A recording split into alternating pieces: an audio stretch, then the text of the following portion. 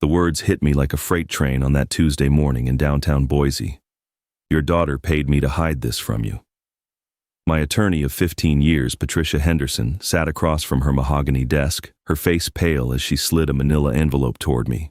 I'd built my specialty food import business from a single warehouse here in Idaho to supplying gourmet restaurants across the Pacific Northwest. But nothing in 33 years of business had prepared me for what was inside that envelope.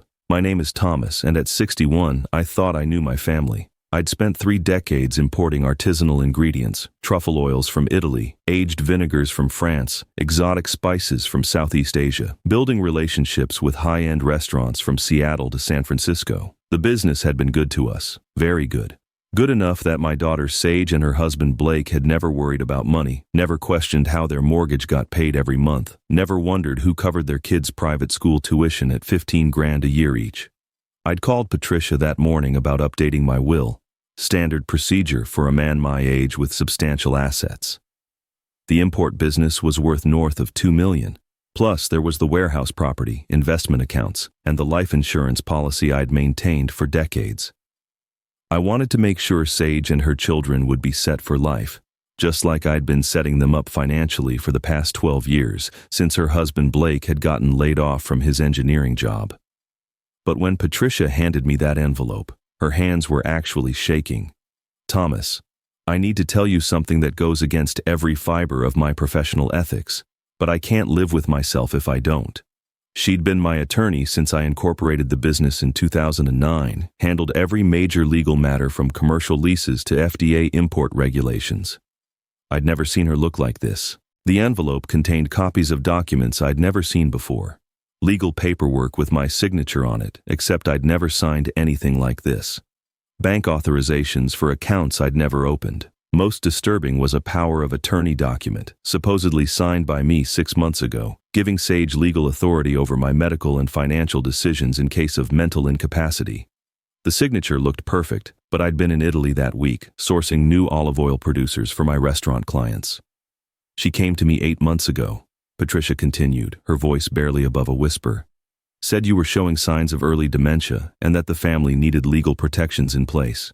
She had medical documentation, Thomas. Reports from doctors I'd never heard of, describing memory issues, confusion, decision-making problems. She paid me $20,000 up front to prepare documents and keep them confidential until they were needed. I stared at the papers, my mind racing. 8 months ago, I'd been expanding into new markets, negotiating complex import deals, managing relationships with suppliers across 3 continents. My memory was sharp as ever. I could remember every detail of every major business transaction, every restaurant owner's preferences, every supplier's delivery schedules. The idea that I had dementia was not just wrong, it was deliberately fabricated. But these aren't my signatures, I said, examining the documents more closely. The handwriting was close, but I could see subtle differences. After 30 years of signing import licenses, customs forms, and business contracts, I knew my own signature better than anyone. Patricia nodded grimly. That's why I had to tell you. Last week she came back with Blake, asking when the papers would be ready to execute. She said you'd had an episode last weekend, got confused and lost at the grocery store. But Thomas, I saw you at Henderson's Deli that same day. You were sharp as a tack, discussing the new Italian Parmesan supplier with Jim Henderson. There wasn't anything wrong with your memory. The pieces started falling into place, the strange questions Sage had been asking lately about my business accounts, Blake's sudden interest in my retirement plans, the way conversations would stop when I walked into rooms during family dinners, the concerned looks exchanged between them when they thought I wasn't watching. She's planning to have me declared mentally incompetent, I said, the reality settling in like a cold weight in my stomach. That's what I believe, yes, Patricia confirmed, and once those documents are filed with the court, she'll have complete control over your assets, your business, everything you've built. I sat in that office, looking out at the Boise foothills, realizing that my own daughter had been systematically planning to steal my life's work. Looking back now, I can see how perfectly I'd set myself up to be betrayed. For 12 years, I'd been the family bank, the reliable provider, the man who made everyone else's dreams possible while they took it all for granted. But back then, I thought I was just being a good father. It started when Blake lost his engineering job at Micron Technology right here in Boise back in 2012. The tech industry was brutal that year, and good engineers were getting laid off left and right. Sage was pregnant with their second child. They had a mortgage on their house in the Highlands neighborhood, and suddenly their household income dropped by 60% overnight. What kind of father wouldn't step in to help? Don't worry about the mortgage, I'd told them that November. Focus on the baby and finding new work. I've got this covered. The monthly payment was $3,200, which wasn't much considering my import business was pulling in consistent six-figure profits. I'd built relationships with over 40 high-end restaurants from Portland to Sacramento, and the demand for authentic European and Asian ingredients was growing every year. The help was supposed to be temporary, 6 months, maybe a year while Blake got back on his feet. But months turned into years, and somehow it became the new normal. Their mortgage, their car payments, the kids' private school tuition at Riverstone International. I covered it all. When Blake finally found work again in 2014, it was at a smaller firm making half what he'd earned at Micron. Instead of scaling back their lifestyle, they just kept letting me pay for everything. "Dad, you're so generous," Sage would say when I'd transfer another $5,000 to their account for some unexpected expense. "We're so lucky to have you." She'd hug me tight, and I'd feel like the most important person in the world. My own father had worked himself to death in a factory without ever being able to help his kids the way I was helping mine. This felt like success, like I'd finally broken the cycle of financial struggle that had defined my childhood. The kids, my grandchildren, Emma and Cody, became the center of my world. Emma's piano lessons at $200 a month, Cody's travel baseball team that cost nearly $4,000 a season, family vacations to Disneyland that I'd fund completely, while Blake and Sage posted pictures on Facebook like they were living the dream on their own dime. Every birthday, every Christmas, every school event, I was there with my checkbook open, making sure they never wanted for anything. I renovated my warehouse office to include a family photo wall. Pictures of Emma at her recitals, Cody sliding into home plate, Sage and Blake at restaurants I'd paid for them to visit. The business was booming. I'd expanded into rare Japanese ingredients, partnered with a specialty cheese distributor in Vermont, even started importing small batch chocolates from Belgium. The warehouse had grown from 8,000 square feet to 22,000, and I employed 16 people full-time.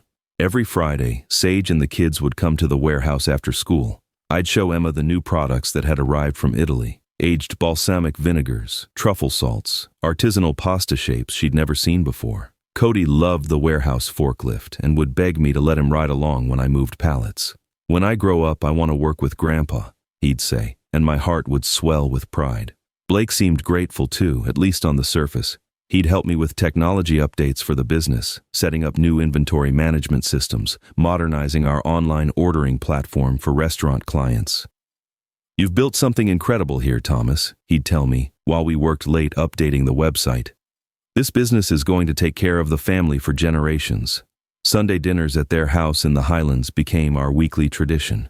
I'd bring ingredients from the warehouse, fresh pasta from Italy, aged cheeses from Switzerland, olive oils that cost more per bottle than most people spent on groceries in a week. Sage would cook elaborate meals, and we'd sit around their dining room table like a picture-perfect American family. The mortgage I paid, the cars I financed, the private school tuition I covered, none of that mattered because we were together. Their house was beautiful, a 4-bedroom colonial with mountain views that I'd essentially bought for them through 12 years of monthly payments. The kids had their own rooms filled with toys and electronics, bikes in the garage, a trampoline in the backyard. Blake had his workshop in the basement with tools I'd helped him buy. Sage had her garden and her book club meetings in the living room I was furnishing.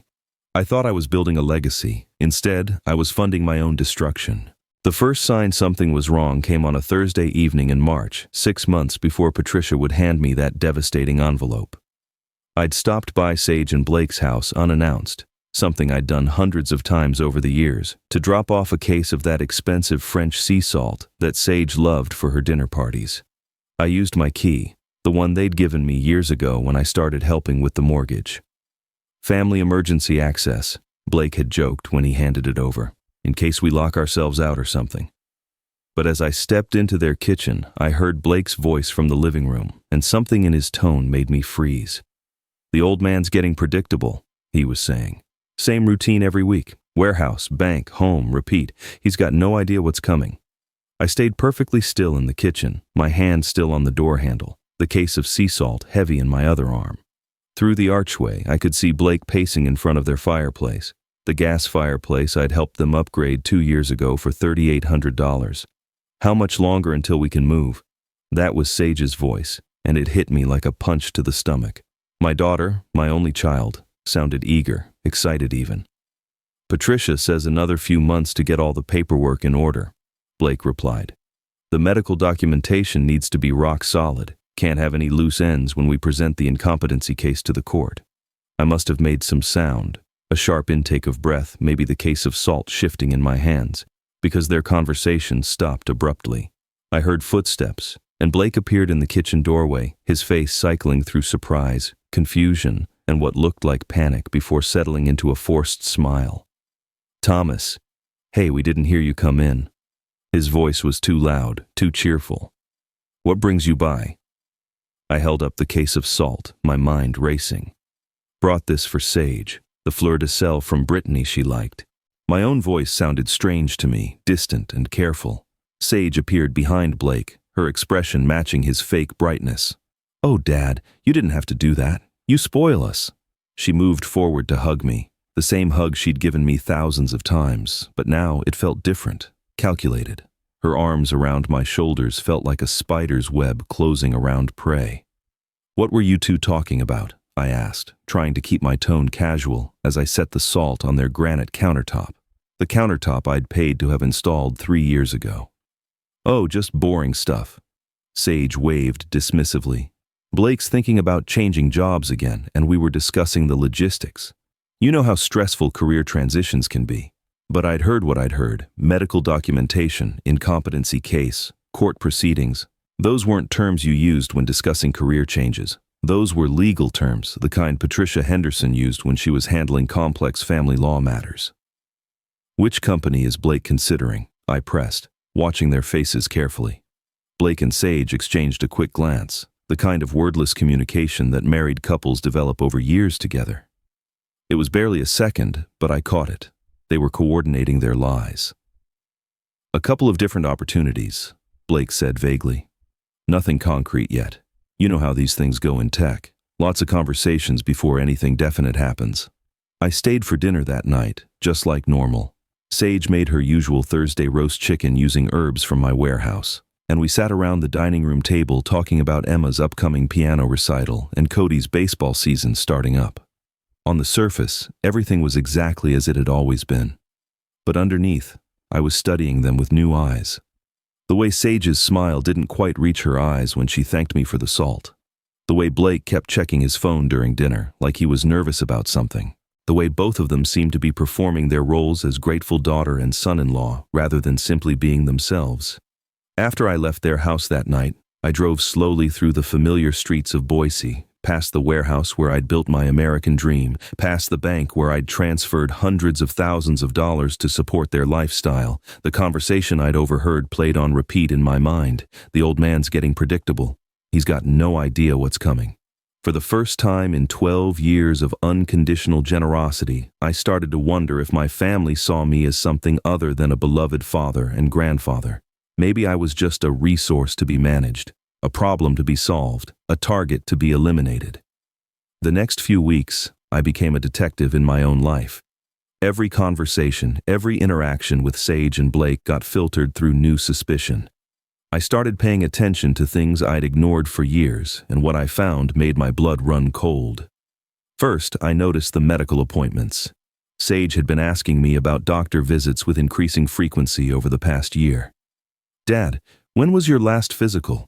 You should really stay on top of your health at your age. At the time, I'd thought she was being caring. Now I realized she was building a timeline.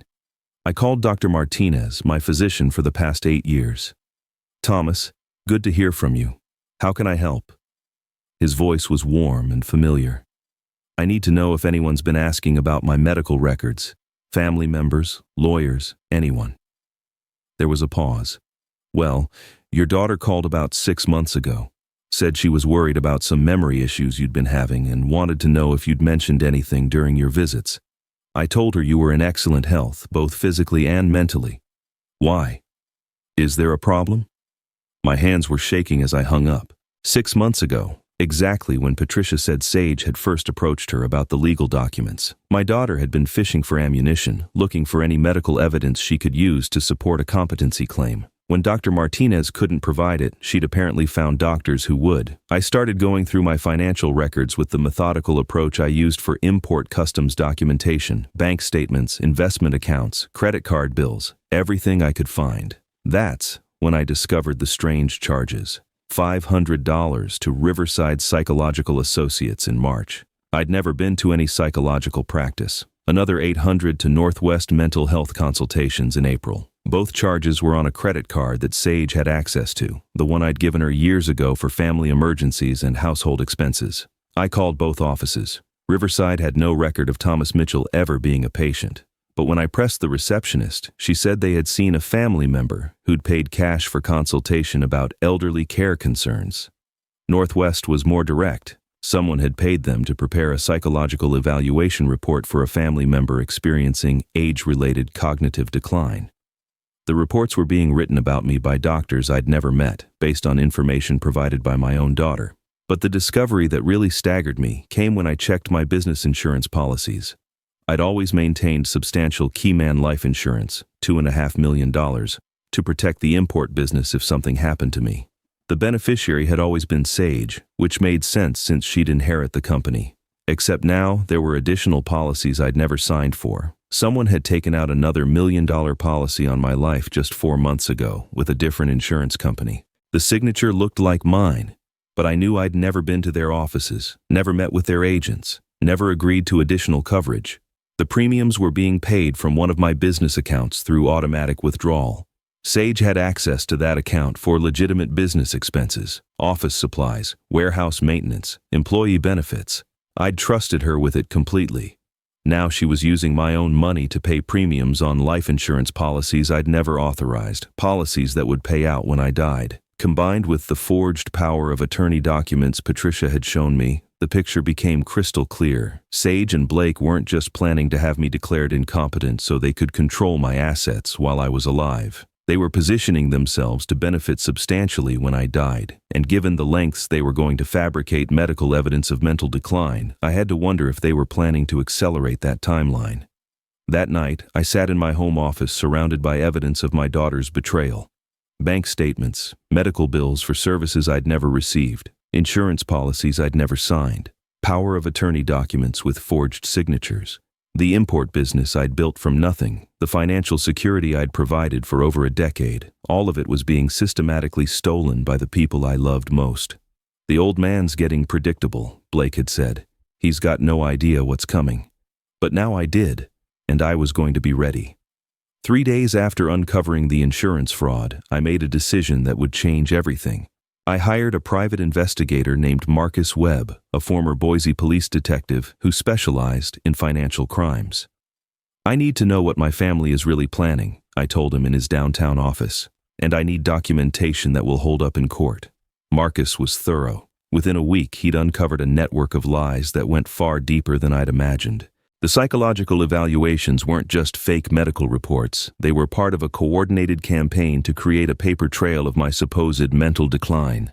Sage had been visiting different medical offices across the Treasure Valley for months, posing as a concerned daughter and paying cash for consultations about elderly parent care. But the most chilling discovery came when Marcus tracked down the source of the forged signatures.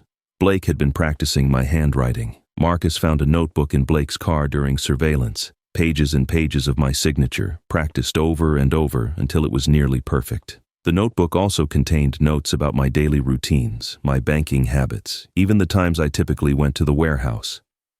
"They've been studying you like a mark in a con game," Marcus told me, sliding photos across his desk. "This level of planning doesn't happen overnight. They've been setting this up for at least 2 years." The photos showed Blake entering a copy shop where he'd apparently been creating fake documents. Other shots showed Sage meeting with someone Marcus identified as a document forger who specialized in estate fraud. The man had a criminal record spanning 3 states for identity theft and elder abuse schemes. Then Marcus delivered the blow that nearly destroyed me. Thomas, there's something else. Your grandson Cody has been asking questions at school about what happens when grandparents die. His teacher mentioned it to the school counselor because she was concerned. The questions weren't normal curiosity, they were specific questions about inheritance, about whether kids can still get money if their grandpa is sick in his head. I felt like I'd been kicked in the chest. They were involving my 10-year-old grandson in their scheme, coaching him, preparing him for what was coming. The little boy who loved riding the forklift at my warehouse, who called me his favorite person in the whole world, was being turned into an accomplice. Marcus handed me a recording device. I got this from the teacher. She was so disturbed by the conversation that she recorded it on her phone. He pressed play, and I heard Cody's innocent voice talking to his classmate. My mom says Grandpa Thomas is getting really forgetful and might have to go live in a special place soon. But that's okay because when old people get sick like that, their families get to take care of their businesses and stuff. Mom says we might move to a bigger house after Grandpa can't work anymore. The recording continued with Cody explaining that his parents had told him Grandpa was getting confused and might not remember things correctly anymore. My own grandson was being programmed to testify against me if needed, to support their claims of mental incompetence. That evening, I sat in my warehouse office staring at the family photos on my wall. Every smile, every hug, every moment of what I'd thought was genuine love and gratitude. All of it had been performance. They'd been acting out the role of loving family while systematically planning to steal my life's work and destroy my reputation. The worst part was realizing how long it had been going on. Marcus found evidence that the planning started almost immediately after Blake got his new job in 2014. Instead of using his income to become independent, they'd decided it was easier to maintain their lifestyle by eventually taking everything I owned. I thought about Emma's piano recitals, Cody's baseball games, all those Sunday dinners where I'd felt so proud of the family legacy I was building. They'd been sitting at my table, eating food I'd provided, living in a house I'd paid for, while secretly planning to have me declared mentally incompetent and locked away in some facility. The phrase Patricia had spoken echoed in my mind. Your daughter paid me to hide this from you. Now I understood it wasn't just about legal documents. My entire family had been hiding their true intentions from me for years. The old man had finally figured out what was coming. It happened on a Wednesday morning in early October. I was in Patricia Henderson's office for what I thought would be a routine update on my will revisions when her secretary buzzed in with an urgent message. Ms. Henderson, Sage Mitchell is here asking to speak with you about her father's legal documents. She says it's an emergency. Patricia's face went white. She looked at me sitting across from her desk, then at the intercom. Tell her I'm in a meeting and we'll call her back. She's insisting it's urgent. She has someone with her, a man who says he's from Adult Protective Services. My blood turned to ice. Adult Protective Services only got involved when there were allegations of elderly abuse or when someone was deemed unable to care for themselves.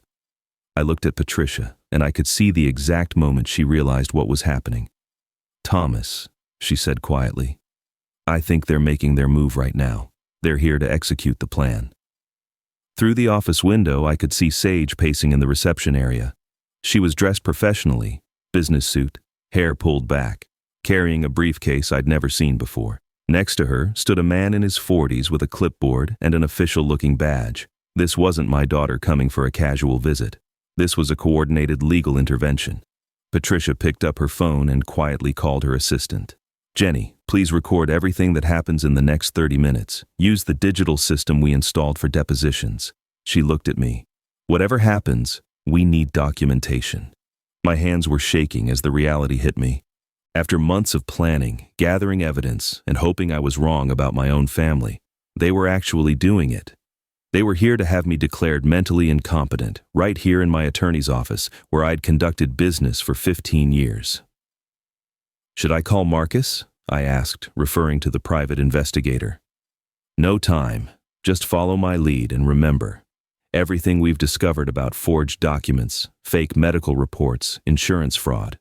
None of that matters if they get a court order today declaring you incompetent.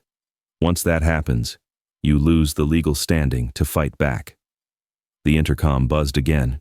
Ms. Henderson, they're asking about Mr. Mitchell's whereabouts. Sage says he missed an important medical appointment this morning and they're concerned about his safety.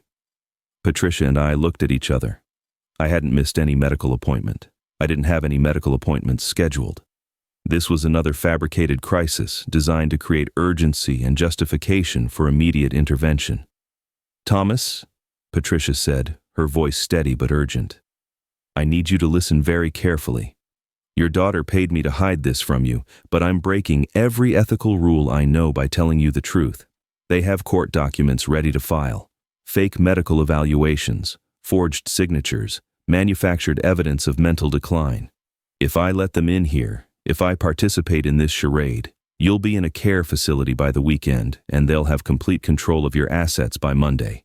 The phrase hit me like lightning. Your daughter paid me to hide this from you.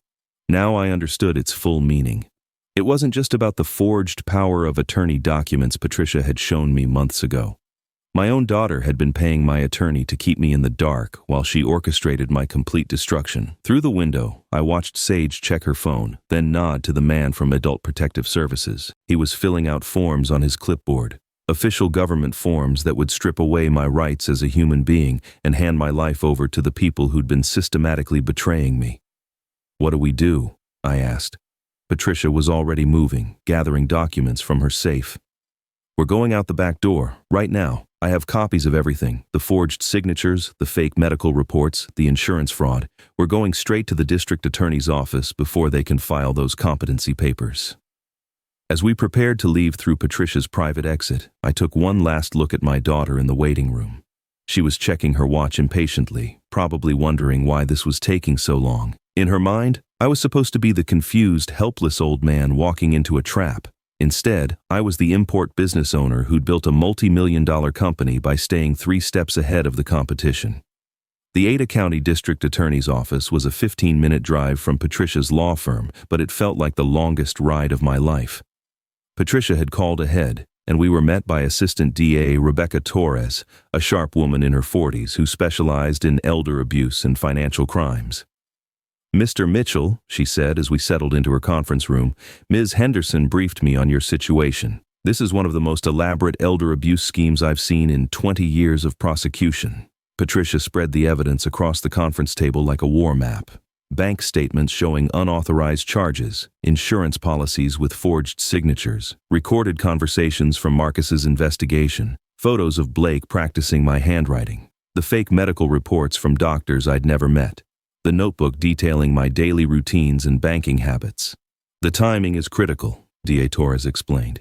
If they succeed in getting you declared incompetent this afternoon, it becomes much harder to prove fraud. The court assumes the documents are legitimate unless proven otherwise. We need to file criminal charges immediately. While we worked, my phone buzzed constantly. Text messages from Sage. Dad, where are you? We're worried about you.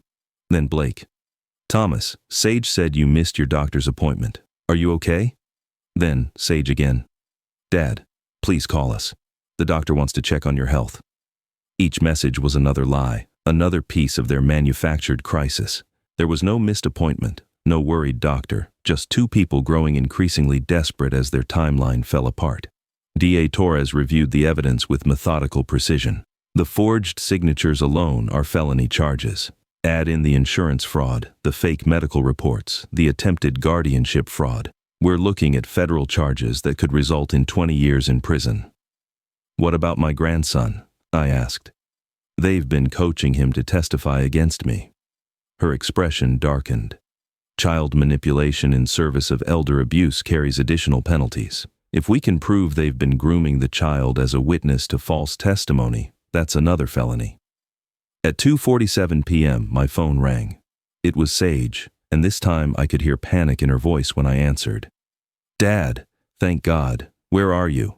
We've been looking everywhere. You missed your appointment with Dr. Reynolds, and he's very concerned about your memory issues. We're at Patricia's office, but she says you left hours ago. I looked at DA Torres, who nodded and activated the recording equipment. What appointment, Sage? I don't have any Dr. Reynolds on my schedule. Dad, we talked about this last week. Dr. Reynolds is the neurologist who's been evaluating your cognitive function. He specifically asked to see you today for follow-up tests. The lie rolled off her tongue so smoothly, so convincingly. If I hadn't spent the last 2 months uncovering the truth, I might have believed her myself. But now I could hear the manipulation in every word. Sage, I've never met any Dr. Reynolds. I've never been evaluated by a neurologist. And I know about the forged power of attorney documents, the fake medical reports, and the life insurance policies you took out without my knowledge. The silence on the phone was deafening. I could almost hear her mind racing, trying to figure out how I'd discovered their scheme. Dad, I don't know what you're talking about. You're confused. This is exactly why we need to get you medical help. I'm sitting in the district attorney's office right now, Sage, with evidence of forgery, insurance fraud, and attempted guardianship abuse. The FBI will be involved by tomorrow morning because some of this crosses state lines. I heard Blake's voice in the background, muffled but urgent. Then Sage came back on the line, and now her tone was completely different. Cold, calculating. You can't prove anything, Dad. Everyone knows you've been getting forgetful. Even your doctor says you've been having memory problems. Actually, I spoke with Dr. Martinez. He told me you called asking about my mental health, and he told you I was in perfect condition. So you found doctors who would write fake reports for cash. The line went dead. My daughter had hung up on me. D.A. Torres looked up from her notes. Mr. Mitchell, I'm issuing arrest warrants for both of them within the hour. Fraud, forgery, conspiracy to commit elder abuse, and attempted theft of assets exceeding $1 million. The arrest happened at 4:17 p.m. that same afternoon. I wasn't there to see it, but Marcus Webb called me with the details while I was still at the DA's office. Sage and Blake were taken into custody at their home in the Highlands, the home I'd been paying for, as they were frantically shredding documents in their kitchen. They had garbage bags full of papers they were trying to destroy, Marcus told me over the phone. Bank records, insurance documents, even that notebook where Blake had been practicing your signature. The police confiscated everything before they could finish. D.A. Torres smiled grimly as she listened to the conversation. Destruction of evidence adds another felony charge to their list. They just made this case even stronger. Within hours, the full scope of their betrayal became public record. The local news picked up the story. Boise business owner uncovers family's plot to steal multi-million-dollar company. The details were devastating. 2 years of systematic planning to defraud an elderly parent, forged signatures on legal documents, fake medical reports purchased with cash, life insurance policies taken out without consent. But what destroyed me emotionally wasn't the money or the legal betrayal. It was discovering what they'd told my grandchildren. Emma and Cody were taken into temporary custody by Child Protective Services while the investigation unfolded. When social workers interviewed them, the full extent of the psychological manipulation became clear. Sage and Blake had been preparing the children for months, telling them that Grandpa Thomas was getting sick in his head and would need to go away to a special place where doctors could help him. Emma, my 14-year-old granddaughter who'd played piano recitals in my warehouse office, had been coached to testify that I'd been acting confused and forgetting things. Cody, barely 10 years old, had been told that when old people got sick like Grandpa, families had to take over their businesses to keep everyone safe. They'd weaponized my own grandchildren against me, turning innocent kids into unwilling accomplices in their fraud scheme. The financial investigation revealed the true scope of their greed. Beyond the obvious theft attempts, they'd been skimming money from my business for over a year. Small amounts at first, $500 here, $1,000 there, charged to my business accounts for fake consulting fees and non-existent administrative services. Over 18 months, they'd stolen nearly $40,000 that way. They'd also been selling information about my import business to competitors. Blake had used his access to my warehouse computers to copy client lists, supplier contacts, and pricing information, selling it to rival importers in Seattle and Portland. My business relationships that had taken decades to build were being undermined by my own family. The betrayal went even deeper. Sage had been bad-mouthing me to extended family members for months, laying groundwork for the competency claim. She'd told my sister in Oregon that I was showing signs of dementia and had contacted my elderly mother in Arizona to express concern about my mental state. She was systematically poisoning my reputation with everyone who cared about me. When the arraignment happened 2 days later, I sat in the courtroom watching my daughter and son-in-law plead not guilty to multiple felony charges. Sage looked directly at me once, and the hatred in her eyes was unmistakable. Not shame, not remorse, pure hatred that I'd discovered their scheme and fought back. Their attorney tried to argue that this was all a misunderstanding between family members, that they were genuinely concerned about my welfare and had made some procedural errors in trying to help. But DA Torres presented evidence that demolished that narrative completely. This wasn't concern for an elderly parent, she told the judge. This was a sophisticated criminal enterprise designed to steal a multi-million-dollar business through forged documents, insurance fraud, and manufactured medical evidence. The defendants showed no regard for the victims' rights, well-being, or dignity. The judge set bail at $500,000 each, money they didn't have because they'd been living off my generosity for years. They were remanded to Ada County Jail to await trial.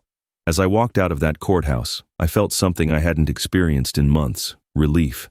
My daughter had paid my attorney to hide the truth from me, but the truth had a way of surfacing anyway. The old man they'd underestimated had just destroyed their lives the same way they'd tried to destroy his. The weeks following the arrests were a strange mix of vindication and heartbreak. My business relationships, which I'd feared were damaged by Blake's information selling, actually strengthened when the story became public. Restaurant owners from Portland to Sacramento reached out with messages of support. "Thomas, we always knew your family was lucky to have you," wrote Giuseppe from Romano's in Seattle. "We never imagined they were taking advantage of your generosity." The financial cleanup was extensive but straightforward. Patricia worked with my accountant to reverse every unauthorized transaction, cancel the fraudulent insurance policies, and secure my assets against further manipulation. The $40,000 they'd stolen through fake consulting fees was recovered from their frozen accounts. More importantly, we established ironclad protections to ensure nothing like this could happen again. But the human cost was devastating. Emma and Cody were placed with my sister Carol in Oregon while Child Protective Services completed their investigation. The psychological evaluation reports were heartbreaking to read. Both children showed signs of manipulation and confusion about what they'd been taught versus reality. The children were systematically coached to believe their grandfather was mentally impaired, the CPS psychologist wrote in her report. They express genuine love for him, but have been programmed with false concerns about his cognitive abilities. Extensive therapy will be required to undo the psychological damage. When I finally got to see them 3 weeks after the arrests, it was at a supervised visitation center in Boise. Emma ran to me immediately, wrapping her arms around my waist. "Grandpa Thomas, I'm so sorry. I didn't know Mom and Dad were lying about you being sick."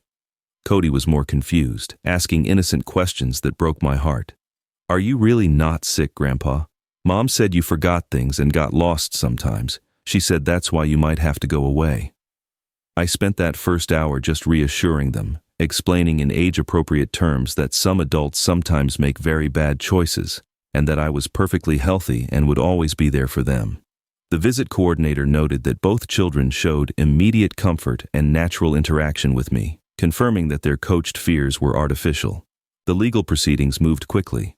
Faced with overwhelming evidence, Blake accepted a plea bargain that resulted in 8 years in federal prison for wire fraud, identity theft, and conspiracy. His cooperation led to additional charges against the document forger and the doctors who'd written false medical reports. Sage was different. Even with the mountain of evidence against her, she refused to admit guilt or show any remorse. Her attorney pushed for trial, apparently believing they could convince a jury that she was genuinely concerned about my welfare and had made honest mistakes. The trial lasted 6 days. I testified about the systematic betrayal, the forged documents, the fake medical reports. Marcus Webb presented surveillance evidence of their planning meetings. Patricia explained how she'd been manipulated into participating in the fraud scheme. DA Torres methodically dismantled every aspect of their defense. The most damaging testimony came from Dr. Martinez, my actual physician, who confirmed that I was in excellent health both physically and mentally. Then the prosecution played recordings of Sage lying to various people about my supposed cognitive decline, contrasted with recordings of me conducting complex business negotiations on the same dates she claimed I was confused and forgetful. The jury deliberated for less than 3 hours. Guilty on all counts. Sage was sentenced to 12 years in federal prison with restitution requirements that would follow her for the rest of her life. As the bailiff led her away, Sage looked back at me one final time. Still no remorse, no apology, just cold anger that her plan had failed. The daughter who'd hugged me at Sunday dinners while plotting to steal my life's work was finally showing her true face. The custody hearing for Emma and Cody was more positive. With extensive character references from my business associates, community members, and medical professionals, I was granted full custody with Carol's support as backup guardian. The children would stay in Oregon until the school year ended, then move back to Boise to live with me. "Grandpa," Emma said during one of our phone calls, "when we come home, can we still visit the warehouse? I missed seeing all the new products from Italy." "Of course, sweetheart. Nothing's changed except now it's just us, and that's exactly how it should be." Today, 18 months after Patricia Henderson spoke those life-changing words, "Your daughter paid me to hide this from you." I'm sitting in my renovated home office watching Emma practice piano and Cody work on his science project at the kitchen table. The house feels alive again, filled with genuine laughter instead of the manufactured happiness I'd been buying for years. The specialty food import business is thriving beyond anything I imagined possible. Word of the betrayal and my response spread through the restaurant industry, and somehow my reputation for integrity became legendary. If Thomas Mitchell can handle family trying to destroy him with that much grace, we know we can trust him with our business, one chef from San Francisco told me. Revenue increased 30% last year, and I've expanded into artisanal products from 3 new countries. Emma and Cody have been in therapy, but children are remarkably resilient. Emma plays piano with more passion than ever, and she started helping me with the business by creating social media content showcasing our products. "Look at this truffle oil from Italy, everyone," she announces to her phone camera, displaying the same enthusiasm she had as a little girl in my warehouse. Cody has become my quality control assistant, testing new pasta shapes and rating olive oils with the seriousness of a professional food critic. "This one tastes like sunshine, Grandpa," he told me last week while sampling a new batch from Sicily. "We should definitely order more." The legal aftermath continues to unfold. Blake was released early for good behavior but remains under federal supervision and owes nearly $200,000 in restitution. I'll never see most of that money, but watching him work at a convenience store in Meridian, a 45-year-old man starting over with nothing, provides its own satisfaction. Sage is serving her sentence at a federal facility in Oregon. I've received exactly 1 letter from her in 18 months, not an apology, but a rambling justification claiming she was trying to protect the family's future, and that I forced her into desperate measures by being too controlling with money. Even from prison, she can't acknowledge the reality of what she did. The most profound change has been in my relationships with people who genuinely care about me. Marcus Webb has become a close friend, often joining us for Sunday dinners that are now filled with honest conversation instead of performance. Patricia Henderson stops by regularly, amazed at how different Emma and Cody seem now that they're free from the toxic environment their parents created. "Those children are like completely different kids," she observed last month. "They're relaxed, happy, secure. You can see they're not walking on eggshells anymore." My mother in Arizona, now 87, visits twice a year and marvels at the transformation. "I never liked how Sage talked about you," she admitted recently. "Something always felt off about her concern. Real concern doesn't sound so calculated." The phrase that changed everything, "Your daughter paid me to hide this from you," has become a reminder of why truth matters more than comfort. I could have lived the rest of my life funding their lifestyle while they systematically destroyed my reputation and planned my institutional confinement. Instead, one ethical attorney's decision to break client confidentiality saved my life, my business, and most importantly, my grandchildren's future. Emma is applying to colleges now, interested in international business and maybe joining the import company someday. "I want to learn about all the countries where our products come from," she tells me. "Maybe I can help expand into South America." Cody talks about becoming a chef and opening a restaurant that would feature ingredients from my warehouse. "We could call it Grandpa Thomas's Kitchen," he suggested with the boundless optimism of a 12-year-old. I've established college funds for both of them, managed through an irrevocable trust that protects the money from any future family drama. They'll have opportunities I never dreamed of, funded by a business built on authentic relationships rather than manufactured obligations. Every evening, as we sit around the dinner table sharing stories about our day, I'm reminded that real family isn't about blood or financial dependence. It's about people who choose to love and support each other honestly, without hidden agendas or secret plans. The old man who thought he was building a legacy through generosity learned something better. Sometimes the greatest gift you can give your family is refusing to let them destroy themselves through greed and betrayal. Truth, it turns out, really can set you free.